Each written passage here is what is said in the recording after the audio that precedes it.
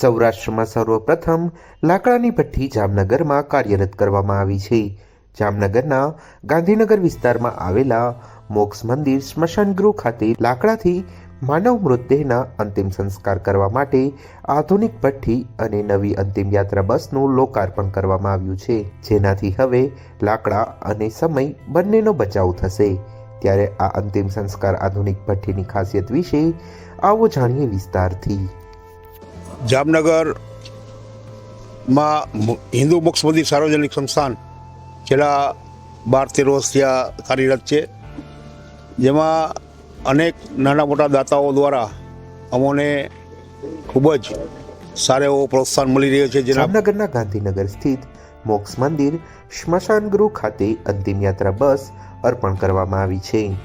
વધુમાં લાકડાથી માનવ મૃતદેહના અંતિમ સંસ્કાર માટે આધુનિક પદ્ધતિથી તૈયાર કરવામાં આવેલી ભઠ્ઠી સ્વર્ગારોહણ ગાંધીનગર સ્થિત મોક્ષ મંદિર સ્મશાનગૃહ ખાતે બેસાડવામાં આવી છે.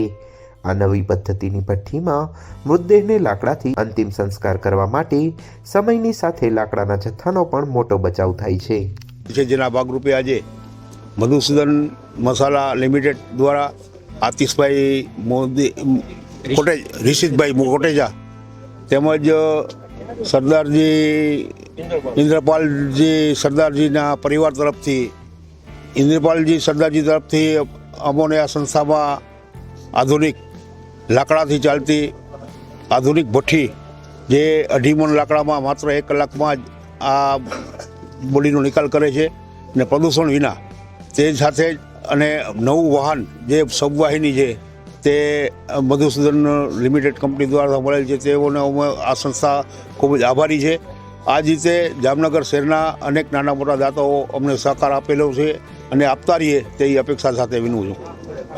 જ્યારે કોઈ રોગી બોડી હોય તો તેને ખુલ્લામાં અગ્નિદાહ આપતી વેળાએ ડાઘોને પણ સ્વાસ્થ્યને નુકસાન થાય તેવું બની શકે છે, પરંતુ આ ભઠ્ઠી સંપૂર્ણ રીતે બંધ હોવાથી તે નુકસાન થતું નથી.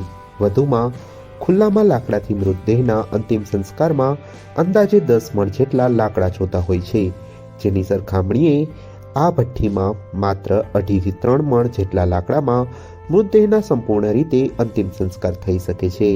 એટલું જ નહીં, હિન્દુ રીત રિવાજ મુજબ જ તમામ વિધિઓ કરવામાં આવે છે. આ ઉપરાંત 2 કલાક જેટલો સમય પણ બચી જાય છે, કારણ કે આ ભઠ્ઠીમાં માત્ર 1.25 કલાકમાં જ અગ્નિ સંસ્કાર થઈ જાય છે અને લાકડા પણ જરૂરિયાત મુજબ અહીંથી નિઃશુલ્ક મળી જાય છે.